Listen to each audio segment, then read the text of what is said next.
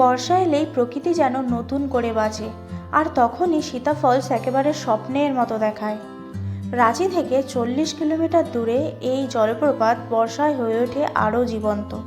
রাধু নদীর জল বর্ষায় যেন বাঁধ মানে না, 40 ফুট নিচে গড়িয়ে পড়া এই ধারা মন ছুঁয়ে যায়। দেবী সীতার নামে এই ফলস, চারপাশে ঘন জঙ্গল আর পাখির ডাক যেন এক শান্তির জায়গা। বর্ষাকালে চারপাশের গাছপালায় যখন নতুন প্রাণ, তখন শত রঙের প্রজাপতিরা এখানে নাচে বাতাসে ভেসে। সীতা ফলসে গেলে শুধু চোখ মেলে দেখবেন না, একটু থেমে চুপচাপ বসুন, দেখবেন আমার মতো আপনাকেও প্রকৃতি নিজেই কাছে এসে ধরা দেবে একটি প্রজাপতির ডানার ভাঁজে।